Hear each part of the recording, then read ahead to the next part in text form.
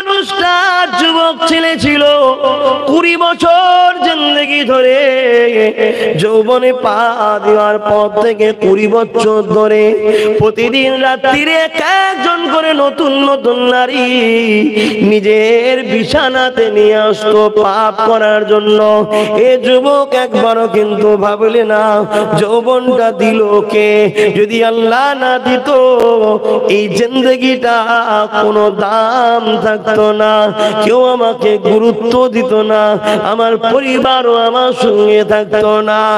এই যুবকেরা, তরুণেরা, বাবেরা, ওই যুবকটা 20 বছর পর একদিন বাজার থেকে বড় দামি অর্থ দিয়ে আমার দেশের টাকায় কম করে 9 থেকে 10 লক্ষ টাকা দিয়ে একটা মেয়েকে খরিদ করে সে এমন করে নিজের কাছে নিয়ে এসেছে। যখন রাত্রিরে দুজনে এক জায়গায় যাবে, মহিলা ঘরে যখন প্রবেশ করেছে, ওই মহিলা ঘরে প্রবেশ করে দেখে ওই মহিলাটা কাঁদতে লেগেছে। ওই সময় যুবকটা বলতে লেগেছে, এ মেয়ে, আমি তো তোমার রাজিতেই তোমাকে অর্থ দিয়ে কিনে এনেছি, কেন তুমি কাঁদতে লেগেছো? ওই মহিলাটা তখন বলে, হে আল্লাহ পাকের বান্দারে, আমি ইচ্ছা করে নিজের ইজ্জত বিক্রি করতে চাই না, গরিবী আমাকে এই দিকে টেনে এনেছে, আমি বড় ভয় করি আল্লাহকে, আল্লাহ না পারমানি, আল্লাহ বিরোধী কাজ হবে, আমার বড় ভয় লাগছে, কিন্তু অভাব আমাকে দিকে টেনে এনেছে। এই কথাটা যখনই শুনেছে ওই যুবকটার ভেতরে একটা হৃদয়ের মধ্যে পরিবর্তন শুরু হয়েছে। ওই সময় যুবকটা বলেছিল, যাও, আমি আজ থেকে তোমাকে বোন বললাম, যাও বোন, চলে যাও, যে মুদ্রা দিয়ে তোমাকে খরিদ করেছো এই টাকাটাও ফেরত দিতে হবে না, যাও সংসার করতে যাও, পরিবারের গায়ে চলে যাও, ঘরে ফিরে যাও, নিজে ভাবে খরচটা করো, তোমার সুবিধা অসুবিধায় খরচ করো।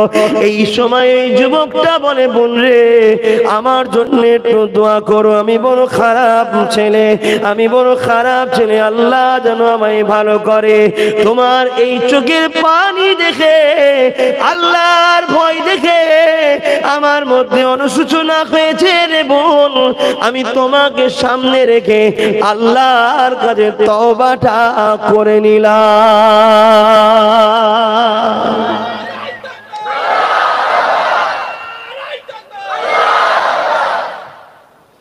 মেয়েটা চলে গেল। আল্লাহর হুকুম দেখুন যুবক, আল্লাহর হুকুম দেখুন। মেয়েটা চলে গেল, তার কিছুক্ষণের মধ্যে ওই যুবকটা মারা গেল। ইন্না লিল্লাহি ওয়া ইন্না ইলাইহি রাজিউন। সবাই এলাকায় জানে ছেলেটা খারাপ, সবাই জানে এলাকার ছেলেটা খারাপ, কিন্তু পাওয়ার, পয়সার জোর, পাওয়ার আছে, কেউ কিছু বলতে পারে না। এইরকম যদি এলাকায় একটা সবাই জানে খারাপ ছেলে মারা গেছে, তার কেউ গুরুত্ব দেবে ভাই? বলেন না, গুরুত্ব দেবে? কিন্তু পরের দিন সকাল যে হয়েছে, সবাই যখন বেরোয়, ওই যুবকের ঘরের দরজার সামনে দিয়ে যখন যায়, দরজার গোড়ায় লেখা আছে এই যুবকের নাম দিয়ে, যে আল্লাহ এর তওবাকে কবুল করেছে, আল্লাহ এর জীবনের গুনাহ মাফ করে দিয়েছে। এ যুবক, ভেবে দেখো, তোমার আল্লাহ, আমাদের আল্লাহ, আমার আল্লাহ কত দয়ালু, কেন তওবা করো না যুবক? কেন মাথা নত করো না গো? কেন চোখের পানি ফেলো না গো?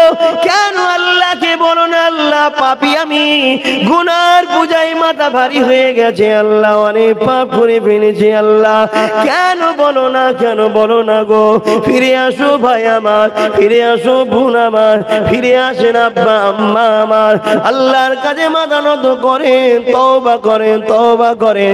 আর এক রায়াতের কথা মনে পড়েছে, এমন সময় একটা বান্দা ছিল যে 70 বছর হায়াতে জিন্দেগিতে কোনদিন ধরে আল্লাহকে ডাকেনি, একদিন ভুল করে সামাদের জায়গায় আল্লাহ পাকের একটা নাম সামাদ, ওই সামাদ বলে ডেকেছে। সঙ্গে সঙ্গে আল্লাহ সাড়া দিয়েছে, আমার বান্দারে বল আমি আল্লাহ হাজির আছি। 70 বছর ধরে আল্লাহর বিরোধী করেছে, 70 বছর ধরে নকল খোদার উপাসনা করেছে, 70 বছর সামদ নামে একটা দেবীর উপাসনা করেছে। একদিন ভুল করে সামাদ বলে ফেলার জন্য আল্লাহ পাক সঙ্গে সঙ্গে সাড়া দিয়েছে। ভেবে দেখো কত দয়ালু আল্লাহ, কেন তুমি গুনাহ মাফ করাতে চাইছো না গো? তোমার আখিরাতটা ভয়ঙ্কর হয়ে যাবে গো, তুমি তাই তওবা করে নাও গো। ওই সময় আল্লাহ পাকের ফেরেশতা বলেছিলেন, ও রব্বি আল্লাহ পাক, ও তো ইচ্ছা করে আপনাকে ডাকেনে, ভুল বশত ডেকে ফেলেছে। আমার আল্লাহ বলেছিল, আমার ফেরেশতা রে, সৃষ্টি তো আমার, আমি তো তৈরি করেছি। ও যখন আমাকে ডেকেছে ভুল করে হোক, আমি যদি সাড়া না দিই, আমি মনে করি আমার বান্দা নিরাশ হয়ে যাবে। আমি আল্লাহ আমার দাসীদের ঘরে কখনো নিরাশ করে দিই না। ভাই আমার, আব্বা আমার, মা আমার, বোন আমার, নিজের মনে করে বুঝাচ্ছি, তওবা করো আল্লাহর কাছে, ফিরে আসো, জিন্দেগি আল্লাহর রাস্তায় নিয়ে আসো টেনে টেনে। মন চাইবে ধোকা দেবে শয়তানের দিকে নিয়ে যাবার জন্য, আর আল্লাহর পরীক্ষা তো এটাই যে তোমাকে দুনিয়ায় থেকে আল্লাহর খুশির জন্য কাজ করতে হবে। কেন করবে না? তিনি কত ভালোবাসে তোমায়। আজকে সকালে সব খাওয়া দাওয়া একটু হলেও তো করে এসছো নাকি? কে খাওয়ালো? তুমি মনে করো না যে তুমি মেহনত করে পেয়েছো, না, তোমার নসিবে আল্লাহ দিয়েছে। মেহনতটা হলো ওসিলা। কথা বুঝে আসছে? তাহলে সেই আল্লাহ যিনি তোমাকে আবার দুপুরবেলা খাওয়াবে, হ্যাঁ আপনি খায়াত দিক, দুপুরে রেজেক দেবে, আবার বিকালে খাওয়াবে, আবার সন্ধ্যায় খাওয়াবে, আবার রাত্রিরে খাওয়াবে। যখন তুমি খেতে চাইছো তখনই তোমার আল্লাহ খাওয়াচ্ছে, ব্যবস্থা করে দিচ্ছে। কত রকম খাবার তৈরি করেছে, খাদ্য তৈরি করেছে। সেই আল্লাহকে ভালোবাসো। অথচ তিনি কারো মুখাপেক্ষী নয়, তারপরেও করছে কেন? ভালোবাসে। এই ভালোবাসা থেকে তুমি আমি সরে যাচ্ছি, তারপরেও তিনি ডাকছে, আয়, চলে আয়, চলে আয়, চলে আয়, মাথা নত কর, তসবিহ পড়, সেজদা দে, চোখের পানি ফেল, আমি আল্লাহ মাফ করে দেবো।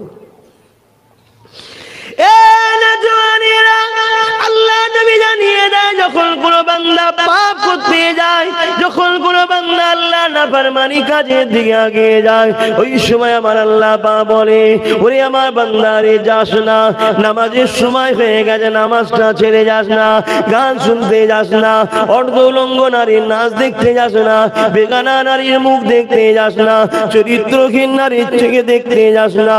বান্দারে চোখ দিলাম আমি, এই চোখে তুই আমার নাফরমানি করিস না রে। বান্দারে যেখানে দিন ইসলামের ক্ষতি করা প্ল্যান তৈরি হয়, ওই রকম মিটিং মিছিলে যাস না। যেখানে শিরকে স্লোগান দেওয়া হয়, ওই রকম মিছিলে তোরা সমবেত হোস না। যেখানে আল্লাহ দিনকে মিটাবার প্ল্যান হয়, তাদের ঝান্ডাকে ধরে তোরা মিছিলে যাবি না। এইভাবে আল্লাহ তোমাকে আমাকে ডাকতে থাকে, ওরে আমার দাসী রে, কেন তোরা নামাজের দিক থেকে মুখটা ফিরিয়ে নিয়ে, কেন তোরা সিনেমায় চলে গেলি, কেন তোরা যাত্রায় চলে গেলি, কেন তোরা ফাংশনে চলে গেলি? আয় ফিরে আয়, ফিরে আয়, ফিরে আয়। আল্লাহ পাক এইভাবে তোমাকে আমাকে ডাকতে থাকে। জানো তুমি আমি বুঝতে পারি না, এই খবরটা তো নবীরা বুঝতে পারে, তাই নবীদেরকে তো পাঠানো হয় দুনিয়াকে জানাবার জন্য। নবী আমার জানিয়ে দিলেন, বান্দা যদি ডাকে সাড়া দিয়ে ফিরে আসে, যে না এখানে যাব না, আল্লাহ পাক রাগ করবে, আল্লাহর ভয়ে ফিরে আসে, আমার আল্লাহ সূরা রহমানের মধ্যে জানিয়ে দেন, ওয়ালিমান খাফা মাকাম রাব্বিহি জান্নাতান, আমি ওই দাস দাসীর জন্য একটা নয়, দুটো জান্নাত দেব। আর যদিও দাস দাসীটা শয়তানের খেয়ালে এত চলে গেছে, শয়তানের ঘোরে এত চলে গেছে, পাপের বুঝে এত চেপে গেছে, আল্লাহ ডাক দিল, আমি তুমি ফিরে এলাম না, আগে আগে চলে গেলাম, পাপ করতে লেগে গেলাম, পাপের জায়গায় পৌঁছে গেলাম, অন্যায় করতে লেগে গেলাম। ভেবে দেখো তোমার আমার আল্লাহ তোমার আমার দিকে কুদরতি নজরে দেখে, এ আমার দাস রে, তোকে যদি আমি পা না দিতাম তাহলে দুনিয়া সবাই তোকে খোড়া বলতো। আমার দাসী রে, আমি তোকে চোখ যদি না দিতাম, এই হারাম গান হারাম নাচ বেশরিয়াতি লোকেদের মুখটা তোরা দেখতে পেতিস না। বান্দারে বান্দিরে, আমি আল্লাহ তোকে যদি জবান না দিতাম, ওই সেরেকি স্লোগানটা তোরা দিতে পারতিস না। কিন্তু জবান দিয়েছি তোদের ভালোর জন্য, মাকে ডাকবি, বাপকে ডাকবি, কষ্টের কথা লোককে শোনাবি, নিজে একে অপরের গল্প করবি, আমার কোরআন পড়বি, আমাকে আল্লাহ বলে ডাকবি। ওরে আমার বান্দা বান্দি রে, তুই তা না করে আমি ডাকলাম সারা দিলি না, চলে গেলি রে। কিন্তু শুনে রাখ, আমি তোর আল্লাহ, তোর দিক থেকে এখনো মুখ ঘুরিয়ে নিইনি, আমি তোর দিকেই কুদরতি নজরে তাকিয়ে রয়ে গেলাম। তুই কি এখনো উঠে আসার সময় হলো না? তোর কি এখনো সময় হলো না তওবাটা করে দিবার? ধরুন কোন কারণে প্রোগ্রাম শেষ হয়ে গেল, বান্দা ফিরে এলো, পাপ কাজ করে নিয়ে বান্দা ফিরে আসতে লেগেছে, ফেরেশতা যখনই লিখতে লাগছে, আল্লাহ বলছে দাঁড়া রে ফেরেশতা, লিখিস না, দাঁড়া, এই তো পাপ করলে এখনই লিখবি কেন, দাঁড়া না। শুনছেন তো? ফেরেশতা বলে আল্লাহ নেকির নিয়ত করলেই লিখতে বলেন, পাপ করে ফেলেছে এখনো কি লিখবো না? না লিখবি না, দাঁড়া। বান্দা আমার বান্দি আমার ভুল করে ফেলেছে, যদি সকালে করে সন্ধ্যা পর্যন্ত আল্লাহ টাইম দেয়, যদি তওবা করে নেয় খাতাতে আর উঠবে না।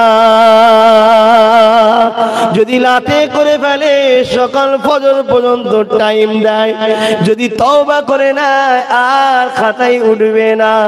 খেয়াল করে দেখুন, এত পাপ আমার তোমার জীবনে আছে, হয়তো তোমাদের নাও থাকতে পারে, আমার রয়েছে, অনেক পাপ রয়েছে, অনেক অন্যায় আছে, পাপের সাগরে ডুবে আছি আমি আব্বাস।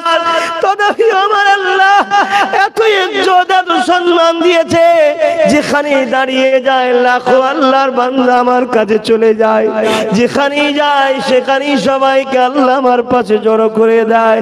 এত ইজ্জত সম্মান দিয়েছে, যা বলি মানুষ ছেলে মনে করে, ভাই মনে করে মেনে নেয়, অথচ পাপের সাগরে আমি ডুবে আছি, তুমি জানো না, আল্লাহ জানে। ভাই আমার, আসো সেই আল্লাহকে খুশি করি, আসো আমিও তওবা করি, তোমরাও তওবা করো। আর নয় কাজা নামাজ, আর নয় গান বাজনা, আর নয় যাত্রা, আর নয় ফাংশন, আর নয় সেরেকি স্লোগান, আর নয় বেহুদাদের মজলিসে বসা, আর নয় মৃত্যুদের দলভুক্ত হওয়া, আর নয় ইসলাম দুশমনদের সাথে উঠা বসা। তওবা করে দি, আর নয়, আর নয়। খেলাধুলা করতে হবে, কিন্তু হাঁটুর উপরে কাপড় তুলে আর খেলা নয়। যারা ইসলামের দুশমন তাদের খেলালে আনন্দ নয়। আজ আমার ঘরের ছেলেরা আনন্দ করছে, বোম ফাটাচ্ছে, ফিস্টি করছে, কি হয়েছে? তাদের পছন্দ নাকি কোন দেশের টিমকে, সেই দেশের টিম নাকি জিতে গেছে। মাফ করবেন, খেলা একটা শখের জিনিস, পছন্দের জিনিস, কিন্তু কাকে বন্ধু করলেন, কার জন্য খুশি বানালেন? যারা কিনা আপনার আল্লাহ এই নামটা তাদের দেশে ব্যান্ড করে রেখেছে। কেউ আল্লাহ প্রকাশ্য বলতে পারবে না, কেন? সন্ত্রাসদের ভয় হয়। আল্লাহ নামে এত মধু, এত টান, এই নাম শুনলে আজও শয়তানের দল থেকে লাখো লোক আল্লাহর প্রেমিক হয়ে যায়। তাদের জন্য আমাদের বাচ্চারা আনন্দ করছে। যে তোমার আল্লাহর নামটাকে ঘৃণা করে, যারা দাজ্জালের সৈন্য কাতারে সাথ দেবে। আমার ভাই, নিঃশ্বাস পুরোতে বেশি কোন সময় লাগে না। কখনো কখনো আমি ঘরে শুয়ে থাকি আর ওপর দিকে দেখি খাট টাট আলমারি টালমারি দেখি, আমি আমার কথা বলছি, আল্লাহ একটা ঘর করিয়েছে, কথা বুঝছেন না? বোঝেন না? ভালো ঘর করা, ভালো গাড়ি চাপা, ভালো জামা কাপড় পরা শরিয়তে হারাম নয়, রাসূলের ইজাজত আছে, কিন্তু হালাল ইনকাম। কিসে? হালাল। আল্লাহ আপনাকে দিয়েছে, করুন না, কিন্তু ওই ঘরে আরামের গদিতে শুয়ে যেন আল্লাহ ভুলে যাবেন না, তাহলে ওই অর্থ আপনাকে আল্লাহর থেকে সরাচ্ছে, অর্থ আপনার জন্য দুশ্মন। আর অর্থ দিয়েছে আল্লাহ যত, আপনি তত দান করছেন, জানবেন ওই অর্থ আপনার বন্ধু। কথা বুঝতে পারছেন? ভালো ঘর দিয়েছে আল্লাহ, আছেন ওই ঘরে থেকে আপনি তাসবিহ পড়ছেন, আল্লাহ আল্লাহ করছেন, আল্লাহ এই ঘর আপনি দিয়েছেন, আপনি ভোগ করতে দিয়েছেন, জানবেন ওই ঘরটা আপনার জন্য রহমত। আর ভালো ঘর পেয়ে আপনি এসি চালিয়ে ঘুমিয়ে খেয়ালই নাই আপনার কখন কি হচ্ছে, নামাজ সব কাজা ইবাদত নেই, আর নেই, জানবেন এই আরাম আপনার জন্য দুশ্মন, আপনাকে জাহান্নামে নিয়ে যাচ্ছে, আল্লাহ নিষেধ করেন। তা আমি দেখি যাক যেটাই আছে, কারো নজরে হয়তো এর থেকে অনেক ভালো ঘর আছে সমাজে, অনেক মেহমানদের বাড়ি আমি যাই, আমাদেরই বাপের ছেলে, দাদা হুজুরেরই ছেলে, আমার ভাই, তারা আল্লাহ দিয়েছে, অনেকে নিয়ে যায়, বাড়ি দেখে জাহান ঠান্ডা হয়ে যায়। ও কি আল্লাহ দিয়েছে, আল্লাহু আকবার, ঠিক আছে করুক না, আল্লাহ দিয়েছে করেছে।